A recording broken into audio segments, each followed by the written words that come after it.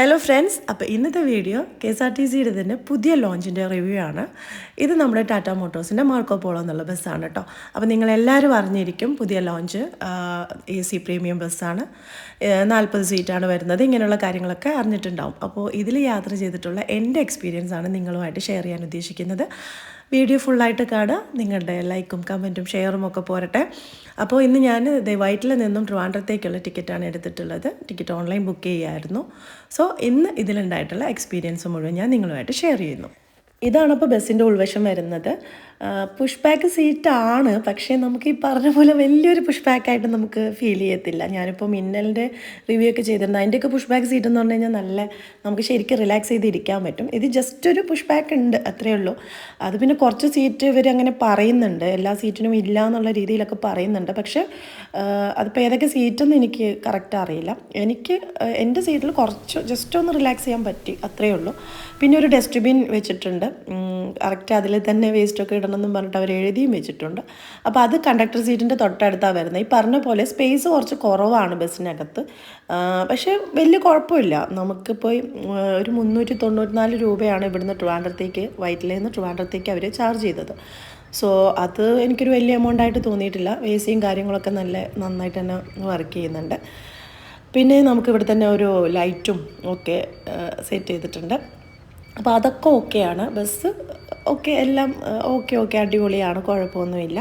പിന്നെ നല്ലൊരു റെസ്റ്റോറൻറ്റ് സൈഡിൽ തന്നെ നമുക്ക് ഫുഡ് കഴിക്കാനൊക്കെ നിർത്തിയിട്ടുണ്ടായിരുന്നു. അപ്പം മന്ത്രി ഗണേഷ് കുമാറിൻ്റെ ഒരു വീഡിയോ ഞാൻ കണ്ടിട്ടുണ്ടായിരുന്നു ഇതിനോട് പ്രമാണിച്ച്. അപ്പോൾ അതിലും പറയുന്നുണ്ട് നല്ല ഹോട്ടലിലും തന്നെ നിർത്തി കൊടുക്കണം യാത്രക്കാർക്ക് ഭക്ഷണം കഴിക്കാനുള്ള സൗകര്യത്തിനായിട്ട്. അപ്പോൾ അതൊക്കെ അവർ കറക്റ്റ് തന്നെ ഫോളോ ചെയ്യുന്നുണ്ട്. നല്ല ഹോട്ടലിൽ തന്നെയാണ് നിർത്തിയിട്ടുള്ളത്. അപ്പോൾ ഞാൻ വൈറ്റിൽ നിന്നാണ് കയറിയത്. ഇതിപ്പോൾ തൃപ്പൂണിത്തുറ കഴിഞ്ഞപ്പോൾ തന്നെയാണ് ഇത് നിർത്തിയത്. അപ്പോൾ നമുക്ക് ഫുഡ് കഴിക്കേണ്ട ആവശ്യമൊന്നും ഉണ്ടായിട്ടില്ല. ഈ ഒരു സർവീസ് ഇപ്പോൾ ആലപ്പുഴ വഴി ട്രിവാൻഡ്രം പോകുമ്പോൾ കിട്ടില്ല. കാരണം എന്താണെന്ന് വെച്ച് കഴിഞ്ഞാൽ റോഡിൻ്റെ അവസ്ഥ നിങ്ങൾക്ക് എല്ലാവർക്കും അറിയാമായിരിക്കുമല്ലോ, വളരെ പരിതാപകരമായിട്ട് തുടരുന്നു. അപ്പോൾ നമുക്ക് ഇപ്പോൾ കോട്ടയം വഴി തന്നെ ഇത് നടക്കുള്ളൂ എന്ന് ഊഹിച്ചാൽ അറിയാമല്ലോ. ഇങ്ങനെ ഒരു ബസ് ഇപ്പോൾ ആ വഴിക്ക് ഇറക്കിയിട്ടുണ്ടെങ്കിൽ അതിൻ്റെ കഥ പറയാമല്ലോ. പിന്നെ കോഴിക്കോട് ഭാഗത്തേക്കും പാലക്കാട് ഭാഗത്തേക്കൊക്കെ അവൈലബിൾ ആണ് കേട്ടോ സർവീസ്. അപ്പോൾ ടിക്കറ്റൊക്കെ ബുക്ക് ചെയ്യുന്ന കാര്യങ്ങളും ഒക്കെ നമുക്ക് ഓൺലൈനിൽ കയറി ചെയ്യാവുന്നതേ ഉള്ളൂ. ആളുകൾക്ക് കയറാനും ഇറങ്ങാനൊക്കെ കുറച്ചുകൂടി ഈസിയാണ് കേട്ടോ. ബസ് ലോ ഫ്ലോറിൻ്റെ പോലെ തന്നെ ഹൈറ്റ് കുറവായതുകൊണ്ട് കയറാനും ഇറങ്ങാനൊക്കെ കുറച്ചുകൂടി ഈസിയാണെന്നും തോന്നിയിട്ടുണ്ട്.